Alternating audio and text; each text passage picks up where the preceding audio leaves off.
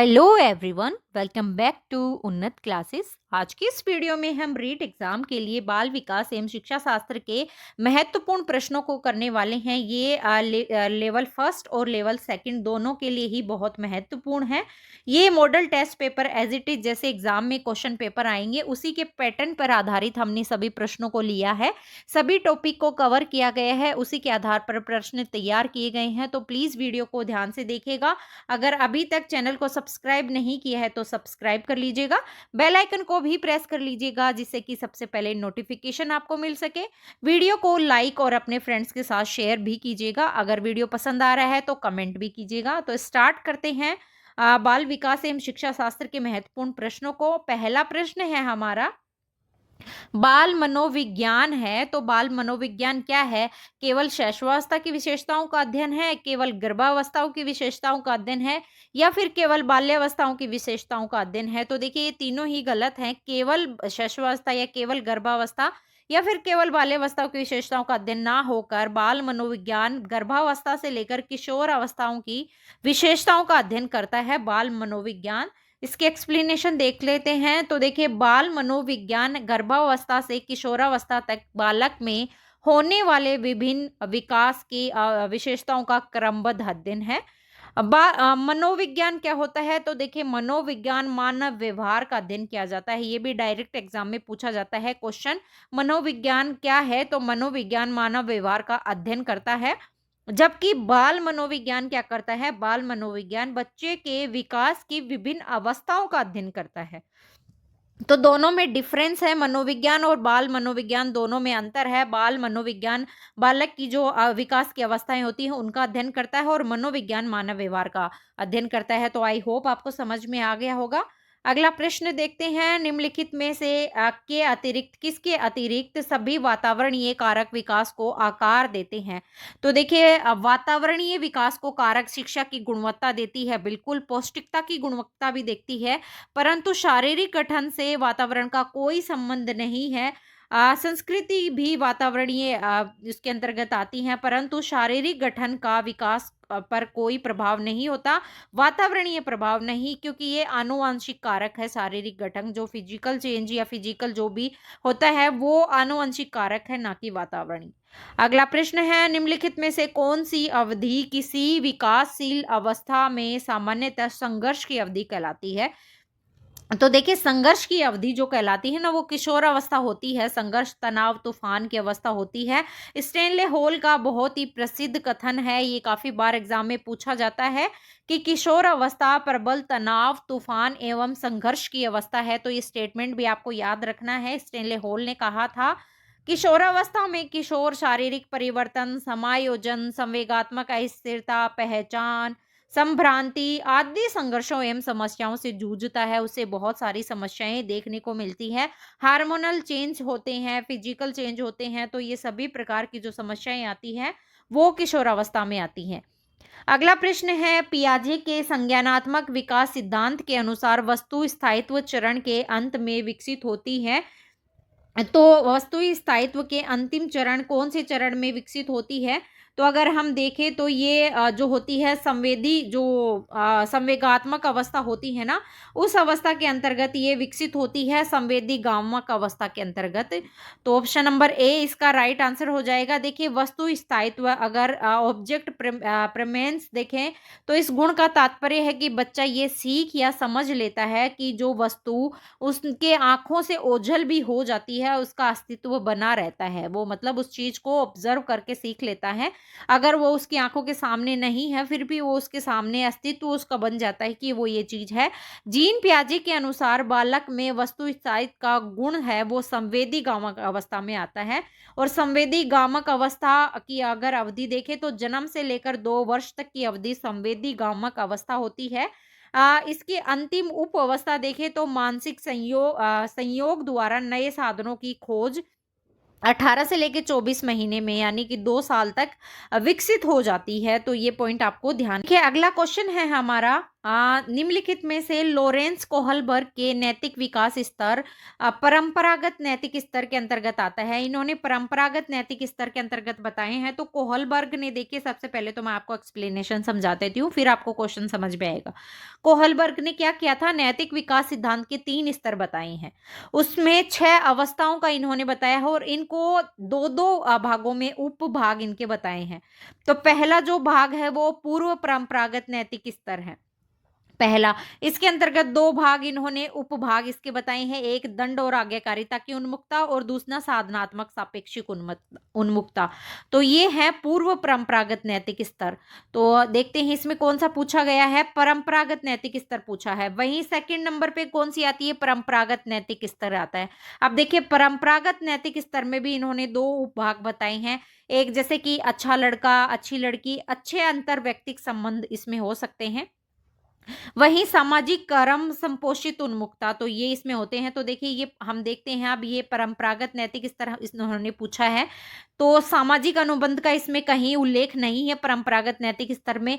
ये है सामाजिक कर्म संपोषित अवस्था है और अच्छे अंतर्वैयक्तिक संबंध, ये दोनों पॉइंट इसके अंतर्गत आते हैं। 2 इसकी उपशाखाएं हैं परंपरागत नैतिक स्तर की। तो ऑप्शन नंबर इसका 2 और 3 जो है ये सही हो जाएगा। अब सामाजिक अनुबंध अवस्था किसके अंतर्गत आती है, तो देखिए परंपरागत देखी हमने, पूर्व परंपरागत देखी, तीसरी स्टेज इन्होंने बचाई है वो है पश्चिम परंपरागत नैतिक स्तर। तो इसके अंतर्गत आती है सामाजिक अनुबंध उन्मुक्ता और सार्वजनिक नीति परक सिद्धांत उन्मुक्ता। तो देखिए ये सारे ही पॉइंट आपको ध्यान में रखने हैं, क्योंकि क्वेश्चन कहीं से कौन सी भी अवस्था में से आ सकता है। तो ये अगला प्रश्न हम देखते हैं, विकासशील के दौरान भ्रूण के सिर का विकास उसके पैर से पहले होता है। यह विकास की कौन सी प्रवृत्ति की सर्वोत्तम व्याख्या है। तो देखिए जो भ्रूण है उसका जो वो है सिर का जो विकास है वो पैर से पहले हो जाता है। तो इसके अंतर्गत कौन सी अवस्था को अगर हम माने तो मस्तको उन्मोदकी नियम, जैसे कि सिर से लेकर पैर के विकास की अवस्था। तो ये इसका राइट आंसर अगर हम देखें तो सिर से पैर की जो अवस्था है ना, इसके अंतर्गत इसका हम सही उत्तर मानेंगे, क्योंकि मस्तको मस्तकादोमुखी नियम के अनुसार क्या होता है, जो विकास होता है वो सिर से पैर की ओर होता है। तो इस नियम के अनुसार सिर से पैर की दिशा में होता है, अर्थात पहले सिर का विकास होगा, उसके बाद में धड़ का, और लास्ट में जाकर के पैरों का विकास बनावट बनती है।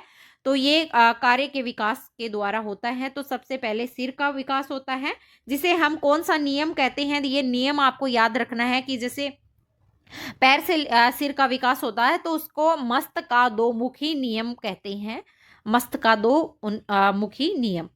अगला प्रश्न है हमारा, निम्नलिखित में से सीखने का मुख्य नियम नहीं है पूछा है। तो सीखने का मुख्य नियम कौन सा नहीं है, अभ्यास का नियम है, तत्परता का नियम है, तत्परता का नियम है, अभ्यास का नियम है, अनुरूपता का नियम इसके अंतर्गत नहीं आता है, प्रभाव का नियम बिल्कुल आएगा। तो अभ्यास का, तत्परता का और प्रभाव का तीनों नियम है, परंतु अनुरूपता का नियम नहीं है। अब देखिए थॉर्नडाइक ने सीखने के 3 नियम बताए थे, अभी हमने देखे अभ्यास का नियम, तत्परता का और प्रभाव का नियम इन्होंने बताया है। नेक्स्ट क्वेश्चन देखते हैं, निम्नलिखित में से किसने उत्पन्न व्यवहार परिवर्तन को अधिगम नहीं कहा जाता है। तो उत्पन्न व्यवहार को अधिगम नहीं कहा जाता है, अभ्यास से, परिपक्वता से, अनुभव से। तो बिल्कुल अभ्यास से, अनुभव से और प्रशिक्षण के माध्यम से किसका विकास होता है, नहीं माना है। तो परिपक्वता को इसमें शामिल नहीं किया गया है, अभ्यास और अनुभव दोनों को शामिल किया गया है, उसके द्वारा व्यवहार में परिवर्तन होता है। तो ऑप्शन नंबर 20 का राइट आंसर हो जाएगा। अभी देखिए अधिगम के बारे में हम देख लेते हैं। अधिगम लर्निंग जो होती है वो अभ्यास, अनुभव और प्रशिक्षण के माध्यम से व्यवहार में अपेक्षाकृत स्थायी परिवर्तनों को अधिगम कहा जाता है। तो अधिगम की ये परिभाषा आपको ध्यान में रखनी है। वहीं परिपक्वता, थकान, दवा खाने से उत्पन्न व्यवहार परिवर्तन को अधिगम नहीं कहा जा सकता, क्योंकि ये कुछ ही समय के लिए चेंज होते हैं, तो इसे अधिगम हम नहीं कह सकते हैं, क्योंकि ये व्यवहारगत परिवर्तन स्थायी नहीं होता, बिल्कुल कुछ समय के लिए होता है, उसके बाद में इसमें परिवर्तन आ जाता है। तो हम इसे अधिगम नहीं कह सकते। अधिगम अभ्यास के द्वारा जो स्थायी परिवर्तन होता है ना, वही अधिगम होता है। अनुभव के द्वारा, प्रशिक्षण के द्वारा वो अधिगम होता है, जिससे व्यवहार में परिवर्तन आता है। अगला प्रश्न है हमारा, अधिगम के शास्त्रीय अनुबंध सिद्धांत के किस श्रेणी में रखा गया है? तो अनुबंध अधिगम है उसको शास्त्रीय शास्त्रीय अनुबंध सिद्धांत को किसके अंतर्गत रखा गया है? शास्त्रीय अनुबंध सिद्धांत को पुनर्बलन सिद्धांत, अपुनर्बलन सिद्धांत, संज्ञानात्मक सिद्धांत, या फिर कौन सा उपयुक्त में से कोई नहीं। तो अधिगम का जो शास्त्रीय अनुबंध सिद्धांत है वो पुनर्बलन के सिद्धांत पर आधारित है। पुनर्बलन के सिद्धांत को शास्त्रीय अनुबंध सिद्धांत पर रखा गया है। सीखने के उद्दीपन अनुक्रिया श्रेणी के सिद्धांतों को दो भागों में बांटा है। अब देखिए पहला कौन सा है? पुनर्बलन सिद्धांत। तो पुनर्बलन सिद्धांत के अनुसार कौन कौन से सिद्धांत आते हैं? देखिए इस वीडियो को बनाने के लिए बहुत मेहनत लगी है, तो प्लीज आप इसे ध्यान से देखिएगा और वीडियो पूरा देखिएगा और अपने फ्रेंड्स के साथ शेयर जरूर कीजिएगा, क्योंकि एग्जाम में देखिए इसी पैटर्न पर आधारित प्रश्न आएंगे। मैंने बहुत मेहनत करके आपके लिए प्रश्नों को ढूंढा है, उनकी एक्सप्लेनेशन निकाली है, तो ध्यान से देखिएगा। अब देखिए पुनर्बलन जो अनुक्रिया श्रेणी के उद्दीपक अनुक्रिया श्रेणी के सिद्धांतों को दो भागों में बांटा है। पहला पुनर्बलन सिद्धांत। अब पुनर्बलन सिद्धांत के अनुसार कौन कौन से सिद्धांत आते हैं? तो देखिए थाउंडाई का जो संयोजनवाद का सिद्धांत है ना, वो पुनर्बलन सिद्धांत के अंतर्गत आता है।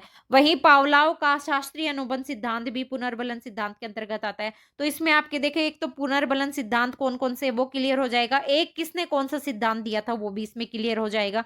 स्किनर का सक्रिय अनुबंध सिद्धांत भी पुनर्बलन सिद्धांत है। वहीं सी एल हेल का परबलन सिद्धांत भी पुनर्बलन सिद्धांत है। तो ये सभी जो सिद्धांत है ये भी आपको ध्यान में रखना है। संयोजनवाद सिद्धांत थोंडाई, पावलाव का शास्त्रीय अनुबंध सिद्धांत, स्किनर का सक्रिय अनुबंध सिद्धांत और सी एल हेल का परबलन सिद्धांत। उसके बाद में जो दूसरे सिद्धांत है वो अपुनर्बलन सिद्धांत। अब इसमें कौन कौन से सिद्धांत आते हैं? तो इसमें देखिए वॉटसन का सिद्धांत आता है, एडविन गुथरी के सिद्धांत, एस्टन का सिद्धांत, एस्टस का सिद्धांत, ये सभी सिद्धांत अपुनर्बलन सिद्धांत के अंतर्गत आते हैं। तो ये भी बहुत ही इंपॉर्टेंट है, आपको ध्यान में रखना है, क्योंकि इससे रिलेटेड एक क्वेश्चन पक्का एग्जाम में आएगा। अगला प्रश्न है, जब शरीर के बाएं अंग से सीखे गए कौशल का अंतरण स्वयं बाएं अंग के सीखने पर या दाएं अंग से सीखे गए कौशल का अंतरण स्वयं बाएं अंग से सीखने पर होता है, तो उसे क्या कहते हैं? अब ये क्वेश्चन आपको बहुत ही घुमा फिरा के लग रहा होगा, पर ऐसे ही क्वेश्चन एग्जाम में आते हैं। तो इसको कौन सा हम मानेंगे? तो देखिए इसको मानेंगे द्विपार्श्वीय जो अंतरण है ना, इसे ये कहेंगे कि जैसे आप कौशल कोई बाएं अंग से सीख रहे हैं, पर ये दाएं अंग से सीखे गए कौशल का अंतरण स्वतः बाएं अंग से सीखने पर होता है। तो ये आपको समझना है, बाएं अंग से सीखे गए कौशल का अंतरण स्वयं बाएं अंग से सीखने पर होता है, दाएं अंग से सीखे गए कौशल का अंतरण स्वयं दाएं अंग से होगा। तो ये पॉइंट द्विपार्श्वीय अंतरण सिद्धांत के अंतर्गत आएगा। अब द्विपार्श्वीय अंतरण सिद्धांत क्या है? तो ये शिक्षा मानव शरीर के दो समान पार्श्व भाग है, एक बायां और दायां, बिल्कुल ऑब्वियसली दो होते हैं। जब शरीर के बाएं अंग से सीखे गए कौशल का अंतरण स्वतः दाएं अंग से सीखने पर और दाएं अंग से सीखे गए कौशल का अंतरण स्वयं बाएं अंग से सीखने पर होता है, तो इसे द्विपार्श्वीय अधिगम अंतरण कहा जाता है। ये पॉइंट ध्यान में रखिएगा। इसका अध्ययन करने के लिए दर्पण आरेखन उपकरण विधि का प्रयोग किया जाता है। तो किसका उपयोग किया जाता है? दर्पण आरेखन विधि का प्रयोग किया जाता है। अगला प्रश्न है, B.F. स्किनर के अनुसार बच्चे में भाषा विकास किसका परिणाम है? तो B.F. स्किनर के अनुसार बच्चे में जो भाषा विकास का परिणाम है वो अनुकरण और पुनर्बलन पर आधारित होगा। उसी के आधार पर बच्चे में भाषा विकास का परिणाम ये है। B.F. स्किनर के अनुसार बच्चे के भाषा विकास के दो कारण महत्वपूर्ण भूमिका निभाते हैं, एक अनुकरण इमिटेशन और एक पुनर्बलन रिफोर्समेंट जो होता है, ये दोनों ही इसमें महत्वपूर्ण भूमिका निभाते हैं B.F. स्किनर के अनुसार। अगला प्रश्न है, निम्नलिखित में से असुमेलित युग्म की पहचान करनी है हमको, कौन सा गलत है? तो देखिए अधिगम सिद्धांत दिए गए हैं। चिन्ह अधिगम सिद्धांत अगर देखें तो एडवर्ड टोलमैन बिल्कुल सही है। क्षेत्र अधिगम सिद्धांत कुर्ट लेविन, ये भी सही है। सामाजिक अधिगम सिद्धांत किसका है? अल्बर्ट बांडूरा का, ना कि जेरोम ब्रूनर का। तो ये गलत हो जाएगा, ऑप्शन नंबर सी इसका राइट आंसर हो जाएगा, क्योंकि सामाजिक अधिगम सिद्धांत किसका है? ब्रूनर का नहीं, किसका है? अल्बर्ट बांडूरा का, बांडूरा। ये पॉइंट आपको ध्यान में रखने हैं, क्योंकि ये सिद्धांत जो है ना डायरेक्ट पूछे जाते हैं। और प्रयास व त्रुटि का सिद्धांत किसका? थॉर्नडाइक का। तो ये तीनों सही हैं, परंतु ये गलत हो जाएगा इसमें। आप देखिए ये डिटेल आपके सामने है। सामाजिक अधिगम सिद्धांत अल्बर्ट बांडूरा, क्षेत्र अधिगम सिद्धांत क्रुथ लेविन, चिन्ह अधिगम सिद्धांत एडवर्ड टोलमैन, प्रयास त्रुटि सिद्धांत थॉर्नडाइक, और संरचनात्मक निर्मित मार्ग सिद्धांत देखें तो जेरोम ब्रूनर। तो जेरोम ब्रूनर का सिद्धांत भी आपको बताया गया है। कौन सा? संरचनात्मक निर्मित मार्ग सिद्धांत। अगला प्रश्न है, विपिन एक द्विस्वप्न दृष्टा बालक है। वह पुस्तकों को पढ़ने में रुचि रखता है और गैर मित्रों से अपने विचार प्रस्तुत नहीं कर सकता है। यह व्यक्तित्व का कौन सा प्रकार है? तो देखिए ये व्यक्तित्व का अगर प्रकार देखें तो कौन सा प्रकार होगा? अंतर्मुखी व्यक्तित्व वाला है ये, क्योंकि वो अपने में ही मस्त रहता है, किसी के साथ बातें शेयर नहीं करता है। कार्ल युंग ने मनोवैज्ञानिक गुणों के आधार पर व्यक्तिगत जो है उनको दो भागों में बांटा है, दो प्रकार के बताए हैं, एक अंतर्मुखी व्यक्ति और एक बहिर्मुखी व्यक्ति। अब अंतर्मुखी व्यक्ति क्या होगा? विनम्र और सरल स्वभाव वाला होगा, कर्म क्रियाशील होगा, स्वयं में समय बिताने वाला होगा, शीघ्रता से परेशान हो जाता है, मिलना जुलना उसको कम पसंद होता है और द्विस्वप्न देखता है, अकेलेपन में रहता है, सीमित मित्रता। आप देखिए जो अंतर्मुखी बालक उसकी कितनी सारी विशेषताएं मैंने आपको बता दी हैं।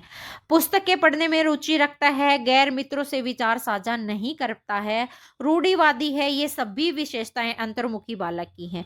वहीं बहिर्मुखी बालक क्या होगा? वो सामाजिक कार्यों में विशेष अभिरुचि रखेगा, यथार्थवादी होगा, आदर्शवादी होगा, आशावादी होगा, मित्रवत होगा, मित्रों से अच्छा व्यवहार रखेगा, मिलनसार होगा, खुश मिजाज होगा। ये सभी विशेषताएं किसकी? बहिर्मुखी बालक की हैं। तो देखिए आप अपने आप को आंक लीजिए, आप कौन से तरीके के बालक हैं, अंतर्मुखी या बहिर्मुखी। अगला प्रश्न है, 16 PF प्रश्नावली का प्रयोग किसके मापने हेतु किया जाता है? तो देखिए 16 PF जो प्रणाली है इसको किसको मापने? व्यक्तित्व मापने के लिए, अभिरुचि मापने के लिए, या फिर संरचनात्मकता मापने के लिए, अधिगम मापने के लिए, किसके लिए प्रयोग किया जाता है? तो ये व्यक्तित्व मापन की विधि है, PF 16 प्रश्नावली विधि है। व्यक्तित्व का मापन किया जाता है इसके द्वारा।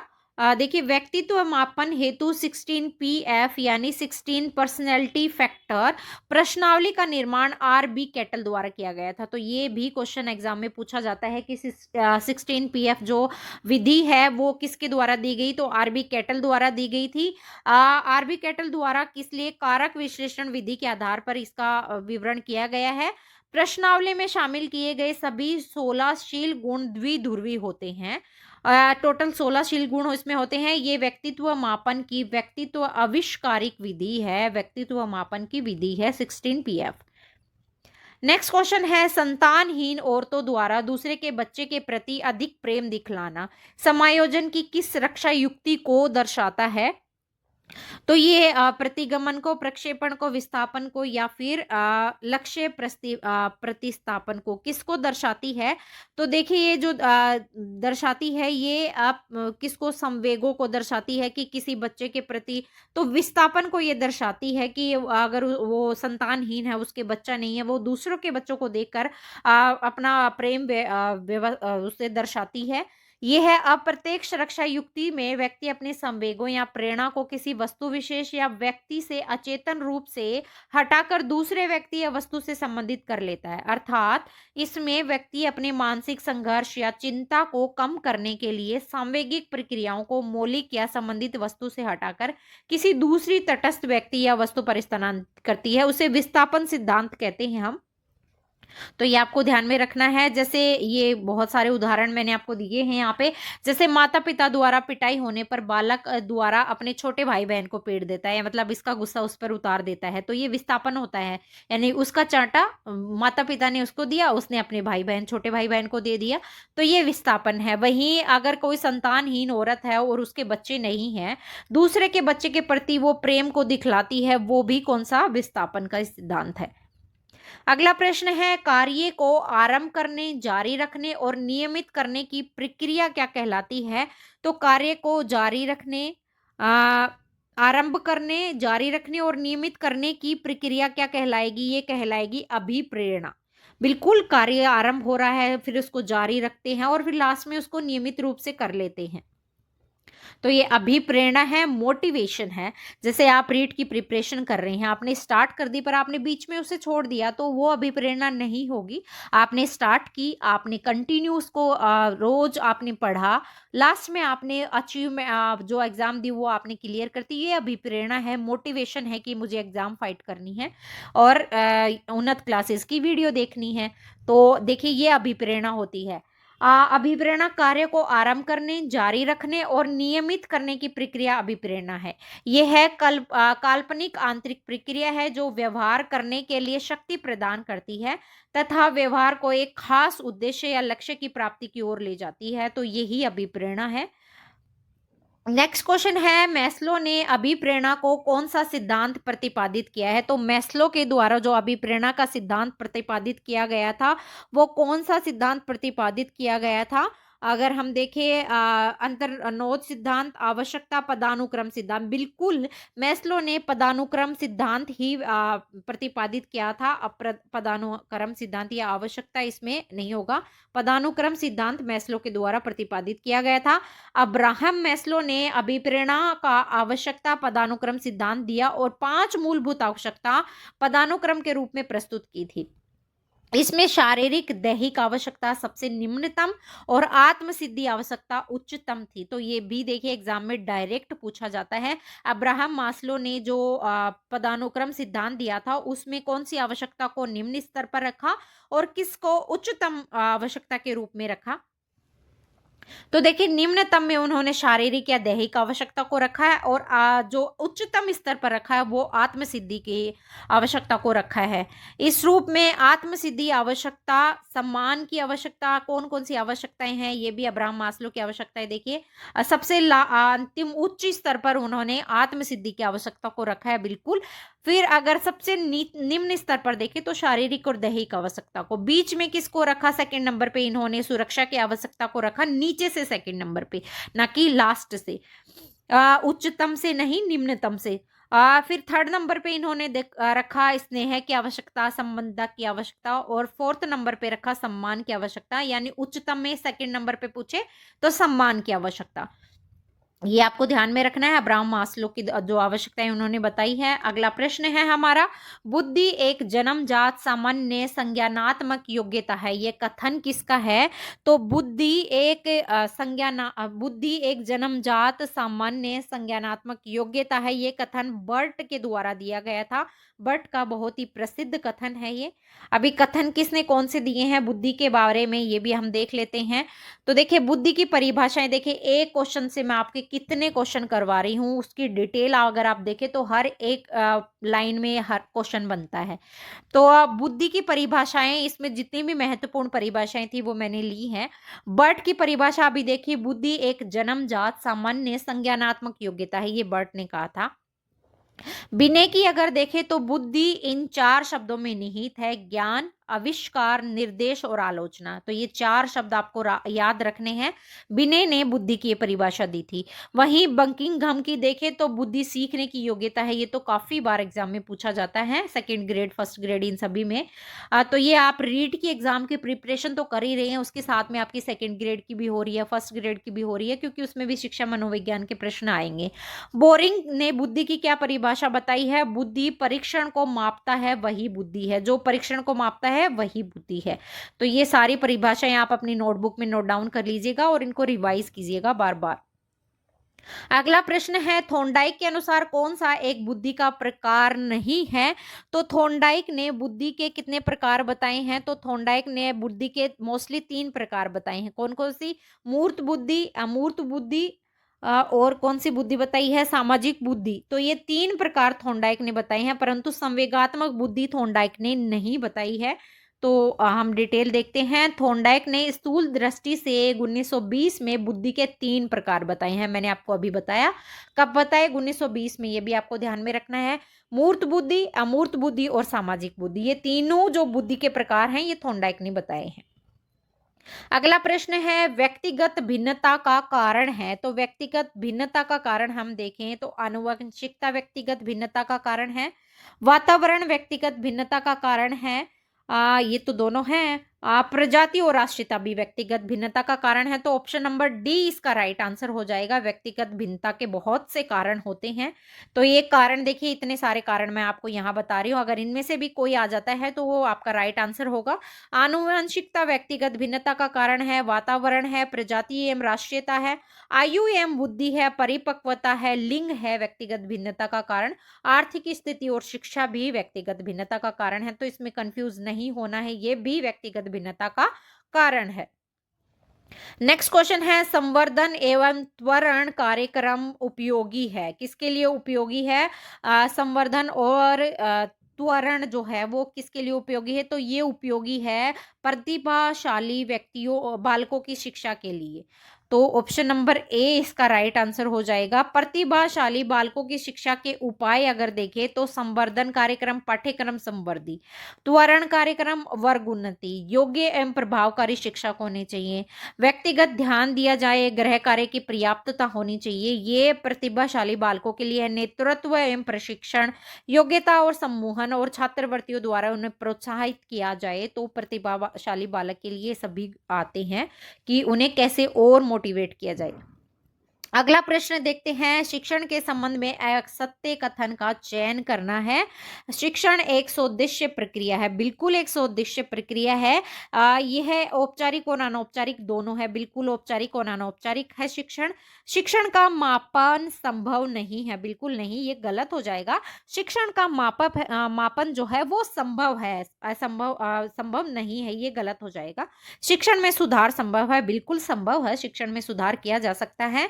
तो देखिए, शिक्षण की प्रकृति क्या, इसमें क्या क्या जो होती हैं वो, शिक्षण एक सोद्देश्य प्रक्रिया है, हमने देखा बिल्कुल सोद्देश्य प्रक्रिया है। औपचारिक अनौपचारिक दोनों है। शिक्षण मापन संभव है, तो यही तो गलत था कि उसमें लिखा था शिक्षण मापन संभव नहीं है। बिल्कुल संभव है। शिक्षण में सुधार भी संभव है।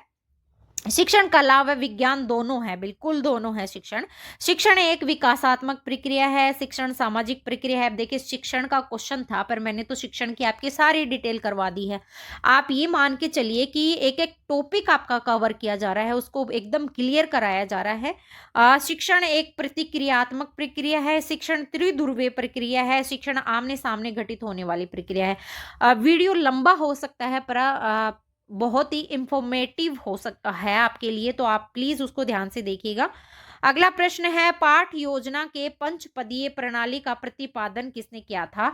तो पाठ योजना की जो पंचपदीय प्रतिपादन जो पंचपदीय प्रणाली है, उसका प्रतिपादन किसके द्वारा? JF हर्बर्ट के द्वारा किया गया था पंचपदीय प्रणाली का। पाठ योजना की पंचपदीय प्रणाली का प्रतिपादन JF हर्बर्ट के द्वारा किया गया था। बिल्कुल। इसमें क्या होता है? प्रस्तावना एवं तैयारी तथा उद्देश्य कथन होता है। सेकंड नंबर पे प्रस्तुतिकरण होता है। तो ये भी आपसे पूछे जाते हैं कि कौन से का क्या होता है, पंचपदीय प्रणाली में कौन कौन से आते हैं। तुलना एवं संबंध आता है, निष्कर्ष एवं सामान्यीकरण आता है और लास्ट में प्रयोग और अभ्यास आता है। तो ये पांचों जो पद हैं वो आपको ध्यान में रखने हैं।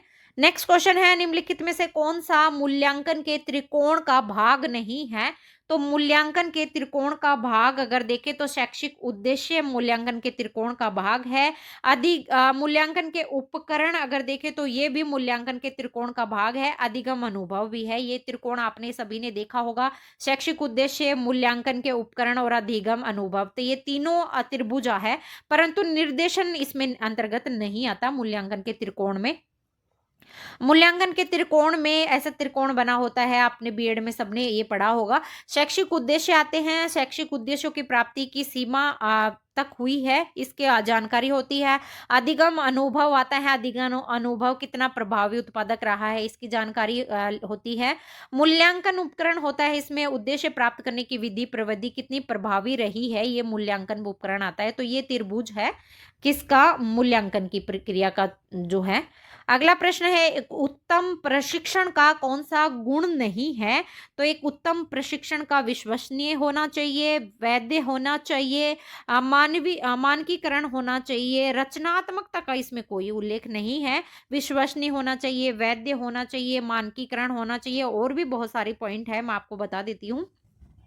अच्छे प्रशिक्षण के कई गुण होते हैं। अच्छा प्रशिक्षण विश्वसनीय होना चाहिए, वैध होना चाहिए, मानकीकरण होना चाहिए, समग्रता या व्यापकता पूर्ण होना चाहिए, वस्तुनिष्ठ होना चाहिए, बिल्कुल व्यवहारिकता पर आधारित होना चाहिए, और विभेदीकरण होना चाहिए। तो ये सभी पॉइंट है वो अच्छे प्रशिक्षण के गुण होते हैं। नेक्स्ट क्वेश्चन है, एनसीएफ 2005 जो है वो बल देता है, किसके ऊपर बल देता है? एनसीएफ 2005 करके सीखने पर बल देता है, कि बच्चे को हर चीज जो होती है वो प्रैक्टिकल उनको करके सिखाया जाए। जैसे राष्ट्रीय पाठ्यचर्या की रूपरेखा 2005 NCF, national curriculum framework, NCF की फुल फॉर्म, इसके द्वारा जो है वो करके सीखने, लर्निंग बाय डूइंग पर ये बल देता है एनसीएफ। अगला प्रश्न है, आरटीई 2009 के अनुसार एक शिक्षक के लिए प्रति सप्ताह शिक्षण कार्य घंटे न्यूनतम संख्या अगर देखें तो कितनी मानी है? तो न्यूनतम संख्या आरटीई 2009 के अंतर्गत 45 घंटे की जो है वो न्यूनतम संख्या मांगनी गई है। तैयारी के घंटे शामिल इसमें होते हैं, तो देख लेते हैं। जैसे कि आरटीई 2009 निशुल्क एवं अनिवार्य बाल शिक्षा अधिकार अधिनियम, RTE right to education act, इसके अनुसार शिक्षक के प्रति सप्ताह 45 घंटे शिक्षण के लिए होने चाहिए। इसमें तैयारी के घंटे भी शामिल हैं। तो ये क्वेश्चन भी पिछली बार रेट में पूछा गया था और इस बार भी पूछा जा सकता है। अगला प्रश्न है, क्रियात्मक अनुसंधान का प्रतिपादन किसके द्वारा किया गया था? तो क्रियात्मक अनुसंधान जो है इसका प्रतिपादन किया गया था स्टीफन एम कोरे के अनुसार। स्टीफन एम कोरे के अनुसार क्रियात्मक अनुसंधान का प्रतिपादन किया गया था।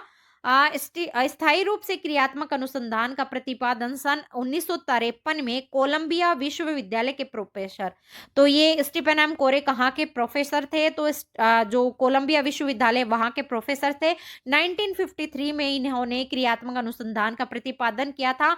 पुस्तक इनकी कौन सी है? तो पुस्तक है विद्यालय की कार्य पद्धति में सुधार के लिए क्रियानुसंधान। तो बुक का नाम भी पूछा जा सकता है, एग्जाम में ध्यान में रखना है, विद्यालय के कार्य पद्धति में सुधार के लिए क्रियानुसंधान।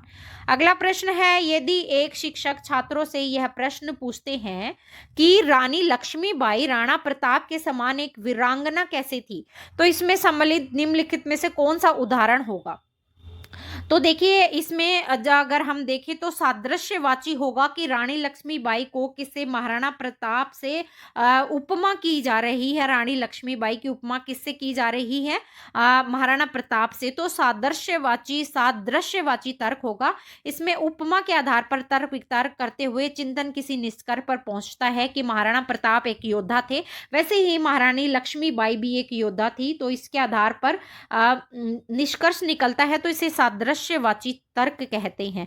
और आज का अंतिम प्रश्न है बाल विकास और शिक्षा शास्त्र का, कोई अध्यापक अपने शिक्षार्थियों के कम बैंक आने के कारणों का पता किस प्रकार लगाया जाता है? तो कौन सा होगा? तो निदानात्मक परीक्षण के द्वारा कम बैंक नहीं, कब अंक आएंगे इसमें, तो इसका निदानात्मक परीक्षण के द्वारा वो अध्यापक पता लगा सकता है कि उसके किस तरीके से ये कम अंक आए हैं। तो ये तो उसके ऊपर वाले की डिटेल हो गई। तो मैं आपको बता देती हूँ कि जो निदानात्मक परीक्षण होता है वो क्या होता है कि छात्र की जो अधिगम की कठिनाई होती है, समस्याएं होती हैं, उनके कारणों का पता लगाया जाता है निदानात्मक परीक्षण में, और फिर उनको दूर करने के लिए उपचारात्मक जो शिक्षण है, विधि है, उसको अपनाया जाता है। तो ये आपको पॉइंट ध्यान में रखना है। निदानात्मक परीक्षण में पहले कारणों का पता लगाया जाता है और फिर उपचारात्मक विधि के द्वारा उन्हें दूर किया जाता है। तो ये हमारे आज के महत्वपूर्ण प्रश्न थे किसके, शिक्षा शास्त्र के रीट लेवल फर्स्ट और रीट लेवल सेकंड दोनों के लिए बहुत ही महत्वपूर्ण है। इनफैक्ट आप अगर सेकंड ग्रेड की तैयारी कर रहे हैं, फर्स्ट ग्रेड की तैयारी कर रहे हैं या फिर कोई सी भी एग्जाम की तैयारी कर रहे हैं जिसमें कि ये शिक्षा मनोविज्ञान आता है, तो ये वीडियो आपके लिए बहुत ही इंपॉर्टेंट होने वाला है। अगर अभी तक चैनल को सब्सक्राइब नहीं किया है तो सब्सक्राइब कर लीजिएगा, वीडियो को लाइक और शेयर कीजिएगा। तो फिर मिलते हैं हम नेक्स्ट वीडियो में। जय हिंद, जय भारत।